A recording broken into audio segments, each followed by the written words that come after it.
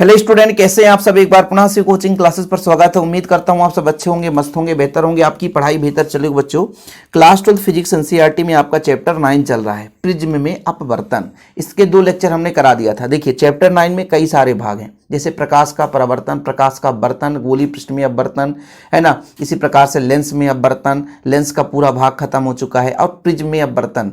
ये कई सारे चैप्टर 9 में भाग हैं बच्चों। मतलब आपका जो रे ऑप्टिक्स जिसे बोलते हैं, किरण प्रकाश की बोलते हैं, उसका जो है हमारा बच्चों ये कई सारे भाग हैं। ठीक, चलिए शुरू करते हैं। आज का जो हमारा टॉपिक है, पतले प्रिज्म द्वारा उत्पन्न विचलन के लिए व्यंजक। अब यहां पर मैं प्रिज्म लेकर आया हूं डायरेक्ट, ताकि आपको समझा सकूं प्रिज्म में किस प्रकार से अपवर्तन होता है। अब इसमें कब समझ में आएगा, जब प्रकाश किरण डाला जाए। मैं मोबाइल के प्रकाश किरण को डालूंगा बच्चों, और आपको अपवर्तन समझाऊंगा। देखिएगा, यहां से प्रकाश किरण डालता हूं, ये प्रकाश किरण देखिए जा रहा है ऐसे, और अब बर्तन के फलस्वरूप ऐसे चला गया। देखिए ना, प्रकाश किरण यहां से गया बच्चों। अब देखिए, थोड़ा सा प्रकाश किरण फैला रहता है, मोबाइल का प्रकाश किरण है इसलिए फैला ही रहेगा। अब यहां से प्रकाश किरण इससे गुजरता है, और बच्चों जैसे यहां से मैं करता हूं, देखिए ये प्रकाश किरण ऐसे गया, फिर ऐसे गया, और यहां से ऐसे मुड़ गया। ठीक है, ऐसे ही बच्चों यहां पर देखो, प्रकाश किरण ऐसे जाती है, ऐसे गया, और फिर ऐसे मुड़ गया। मतलब यहां पर मैं जब डायग्राम बनाऊंगा तो ये त्रिभुजाकार आपको जो दिख रहा है, ये प्रिज्म ही है। प्रिज्म को ऐसा हम इसलिए दर्शाते हैं बच्चों, क्योंकि जहां से हम प्रकाश किरण डालते हैं ये आयताकार भाग होता है, और जहां से प्रकाश किरण निकलती है, मतलब यहां पर प्रवेश करती है ना, यहां पे, और यहां से निकलती है बच्चों, तो आपका ये अपवर्तक पृष्ठ है, तो आयताकार होता है। अब इन दोनों आयताकार के बीच जो कोण होता है, तो यहां पे बनता है, ये कोण है। अब आपको समझ में नहीं आएगा कि सर यही कोण क्यों लेते हैं। अरे भाई, हम ये 2 पृष्ठ की बात करें, एक इधर का और एक इधर का, इन दोनों के बीच यहाँ वही कोण होगा जो यहाँ पे बनेगा, क्योंकि इधर से लो चाहे इधर से, हर जगह वही कोण होगा। तो इन दोनों पृष्ठों के बीच कोण बनेगा, उसे हम बोलते हैं बच्चों क्या, प्रिज्म का कोण। जैसे हमने ए कह दिया, ए बी सी हमने प्रिज्म ले लिया, ए बी सी ये क्या है बच्चों, प्रिज्म है, और ए प्रिज्म का कोण हो गया। हमने अभी आपको समझाया कि प्रकाश किरण कुछ इस प्रकार से हमने डाला था, ठीक, और डाला तो बच्चों ये कांच में अपवर्तन हुआ, और फिर से ये निर्गत होकर के प्रकाश किरण चला गया। अब आप सबको पता है कि यहाँ पे अभिलंब होता है। अभिलंब कैसे होता है, बिल्कुल एकदम लंबवत, इसके लंबवत होगा अभिलंब, ठीक है, और इसके भी लंबवत होगा, सीधा लंबवत ही होता है बच्चों। ठीक, अब ये जो है, जैसे सीधे जाना चाहिए था, लेकिन ये जैसे ही विरल से सघन में गया तो अभिलंब की ओर झुक गया, और ये बच्चों यहां से आया तो सीधे जाना चाहिए था, लेकिन जैसे सघन से विरल में गया तो अभिलंब से दूर हट गया। क्योंकि प्रकाश किरण जब विरल से सघन में जाती, क्योंकि ये कांच का बना था, तो कांच का बना था इसलिए अभिलंब की ओर झुका, नहीं सीधे जाना चाहिए था। और ये बच्चों सीधे न जाकर जब यहां से निर्गत हुआ तो अभिलंब से दूर हट गया, क्योंकि सघन से विरल में गया था। अब इसके आगे समझिएगा, जब प्रकाश किरण आपतित होती बच्चों, तो उसे बोलते हैं आपतन कोण। तो यहां पर आपतन कोण I1 है, और ये निर्गत हुआ तो ये निर्गत कोण हम बोलेंगे I2। ठीक है, अब बच्चों यहां पे जो अपवर्तन हुआ, तो यहां पे अपवर्तन हुआ R1 हो गया, और ये R2 हो गया, इसकी जरूरत पड़ेगी। और यहां पे आप सबको मैंने कहा कि प्रकाश किरण सीधी जानी चाहिए, सीधी चली जाती ना भाई, हाँ बिल्कुल जा सकती सर, ये सीधी जाती थी, कुछ इस प्रकार से होता है ना। और यदि पीछे इसको बढ़ाएं लगभग कि कहां से आती हुई प्रतीत होगी, तो यहां पे, और इनके बीच जो कोण बनता है, यही कोण कहलाता बच्चों आपका विचलन कोण, जिसे हम डेल्टा से दर्शाते हैं। ठीक है, क्लियर। अब यहां पर देखिए, प्रकाश किरण यहां से हमारा PQ आपतित हुआ था, RS दिशा में गया था, और निर्गत होकर के PQ आपतित हुआ, QR प्रिज्म के अंदर अपवर्तन हुआ, और RS निर्गत हो गया। यहां पर O दे दो, एक MO अभिलंब हो गया, और इस पृष्ठ का अभिलंब NO हो गया। तो ये पूरा प्रिज्म का डायग्राम बन गया। मतलब हमने कहा एक प्रिज्म था, अब इस प्रिज्म को मैं ऐसा रखूंगा ताकि आपको समझ में आए दोनों चीज। एक प्रिज्म ABC प्रिज्म है। अब इसको इसलिए दर्शाया जाता है कि पूरा यदि मैं बनाऊं तो फिर आप डायग्राम एग्जाम में नहीं बना पाओगे। जितना काम का चीज है, जितना एग्जाम में बनाना है, उतना हमने बना दिया। ठीक है, तो हमने कहा ABC एक प्रिज्म है, ठीक है, जिसमें आपका AB, मतलब ये वाला भाग, इसको हमने AB माना, और इसको हमने माना BC। तो AB और BC, क्योंकि प्रकाश किरण इधर से जा रहा था, तो अपवर्तक पृष्ठ हो गया, ये आपका अपवर्तक पृष्ठ, और इन दोनों पृष्ठों के बीच जो कोण बना, ये आपका प्रिज्म का कोण है। यहां से एक किरण आई, जिसे हमने नाम दे दिया PQ, अपवर्तित हुआ, अंदर गया, RS निर्गत होकर के यहां से भाई पी क्यू और क्यू आर अंदर जाता है, मतलब यहां से यहां तक ये जो जाएगा ये क्यू आर है बच्चों, कैसा है क्यू आर, फिर आर एस दिशा में बाहर चला जाता है। ओके, कोई दिक्कत तो नहीं है, यहां तक समझ में आ गया आपको सब कुछ। आपतन कोण I1, निर्गत कोण I2 और अपवर्तन कोण R1 और R2 है। ओके बच्चों, देखिए वही चीज यहां पे लिखा है, लिखने का तरीका इसलिए क्योंकि अब मैं इसको समझाते टाइम लिखूंगा, तो जो वीडियो आपको मैं 10 मिनट में प्रोवाइड कर रहा हूं वही वीडियो आपको मैं आधे घंटे में प्रोवाइड करूंगा। जो बच्चों यदि मैं वीडियो में आपको 15 मिनट में कंप्लीट करा देता हूं, यदि ऑफलाइन में वही क्लास लिया जाए जैसा मैं पढ़ाता था ऑफलाइन में, तो वही चीज आधे घंटे में होता है। क्यों? क्योंकि एक लाइन समझाओ, इतना समझाया, इसके बाद आप स्क्रीनशॉट लेकर के लिख लेंगे और उसको मैं बोल बोल कर लिखाता हूं तो टाइम लग जाता है। चलिए, स्नेल का नियम सबको पता है बच्चों, स्नेल का नियम यहां पे काम आने वाला है।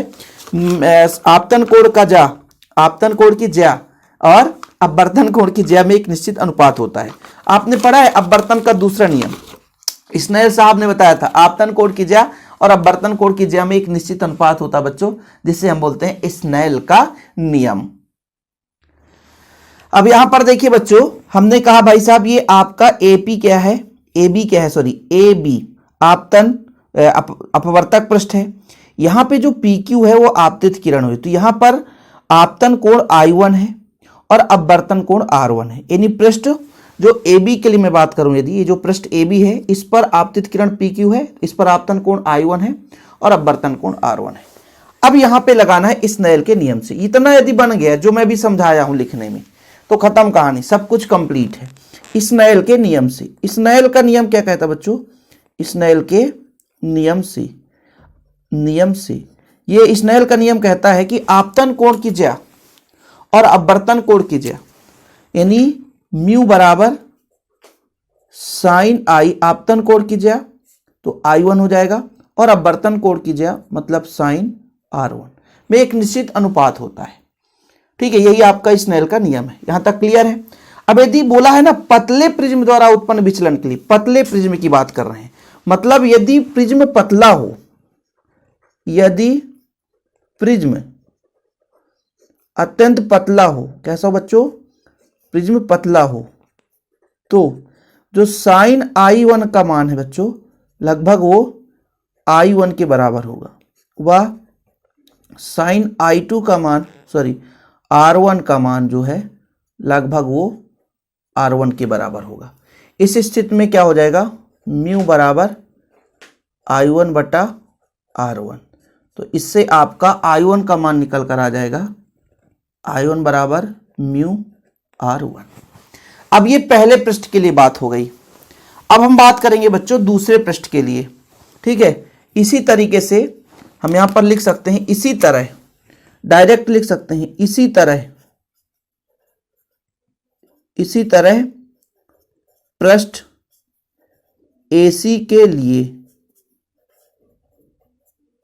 पृष्ठ AC के लिए जो आपका म्यू का मान है वो म्यू बराबर कितना हो जाएगा, यहां पर हो जाएगा साइन I2 अपान साइन R2।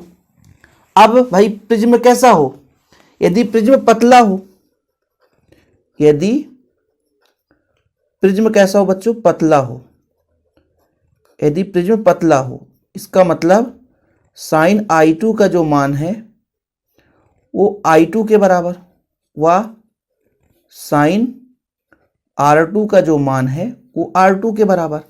इस स्थिति में हो जाएगा म्यू बराबर I2 अपान R2। यहां से आपका I2 का मान निकल कर आ जाएगा म्यू R2। इसके जस्ट पहले मैंने एक थ्योरम पढ़ाया था कि जो आपका ये प्रिज्म का कोण है A और ये विचलन कोण जो आपका डेल्टा है, डेल है, इसमें संबंध क्या था, इसमें संबंध क्या था बच्चों, उम्मीद करता हूं आप लोगों ने पढ़ा होगा, किंतु जो आपका A और डेल इन दोनों में संबंध है, मतलब प्रिज्म का कोण और विचलन कोण इन दोनों का योगफल आपतित किरण और निर्गत किरण के बीच जो बना कोण है आपतन कोण I1 और जो निर्गत कोण I2 इनके योगफल के बराबर होता है। अब इस पर हम वैल्यू पुट करेंगे बच्चों। I1 का मान कितना है जरा ध्यान दीजिए, I1 का मान है म्यू R1 और इसका मान है म्यू R2। अब इन दोनों में से कुछ कॉमन ले लें तो आपका आ जाएगा म्यू R1 प्लस R2। ये किसके बराबर है? A प्लस डेल, ये डेल्टा है, ठीक है ना। अब R1 जो R2 का योगफल, ये प्रिज्म के अपवर्तनांक में मैंने पढ़ाया था कि A बराबर होता है R1 प्लस R2, इसलिए उस थ्योरम को मैंने पहले पढ़ा दिया था, ठीक है। ये यहाँ पे ये चीज निकल कर आया था बच्चों, यानी यहाँ पर आ गया A प्लस, यानी विचलन कोण हो गया, और ये म्यू A हो गया। पक्षांतर कर दो बच्चों, तो जो विचलन कोण है ये इधर रहेगा, A इधर जाएगा, तो म्यू A माइनस A। यदि आप A कॉमन ले लो तो म्यू माइनस 1 इंटू A। ये चीज आ गया भाई साहब। क्या बोला गया था? उत्पन्न विचलन के लिए व्यंजक, तो यही तो है उत्पन्न विचलन के लिए व्यंजक। इसकी कभी कभी निर्भरता पूछी जाती है, वैसे निर्भरता कभी नहीं पूछा गया है, लेकिन यदि पूछ दिया जाए तो किस किस पर डिपेंड करेगा? एक तो A पर, मतलब प्रिज्म के कोण पर निर्भर करेगा। ये A है ना बच्चों, प्रिज्म के कोण पर, यानी प्रिज्म का कोण जितना अधिक होगा विचलन कोण उतना ही अधिक होगा।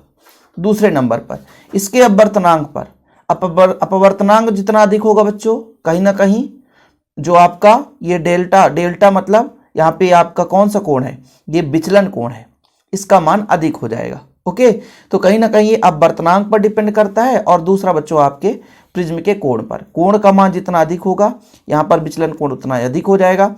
और ये म्यू मतलब अपवर्तनांक, यानी प्रिज्म के पदार्थ का अपवर्तनांक यदि अधिक है तो कहीं ना कहीं यहाँ पर विचलन कोण का मान भी अधिक होगा। और दूसरा ये भी है बच्चों, प्रकाश का रंग, आपतित होने वाले प्रकाश का रंग कैसा है। जैसे बैंगनी रंग के लिए अल्पतम विचलन कोण का मान अन्य रंग की तुलना में अधिकतम होता है। बैंगनी रंग के लिए अल्पतम विचलन कोण का जो मान होता है अन्य रंग के लिए तुलना में अधिक होता है। लाल रंग के लिए न्यूनतम होता है, यानी लाल रंग है तो कहीं ना कहीं जो आपका ये विचलन कोण का मान है थोड़ा सा कम होगा, और बैंगनी रंग सबसे ज़्यादा, जैसे बैजानी, हपी, नाला, तो ये क्रम होता है। तो इस प्रकार से कभी कभी निर्भरता पूछ देता है, तो आप लोग तैयार कर लेना। उम्मीद करता हूँ कि आपसे बन भी जाएगा। और इसका यदि हैंड रिटेन नोट्स लेना बच्चों, प्रॉपर रूप से कॉन्टैक्ट कर लो 9685299149, 9685292949, इस नंबर पर आप कांटेक्ट करके नोट्स ले सकते हैं। आज के लिए फिलहाल इतना ही, मिलते हैं अगली वीडियो के साथ बच्चों। जय हिंद, वंदे मातरम।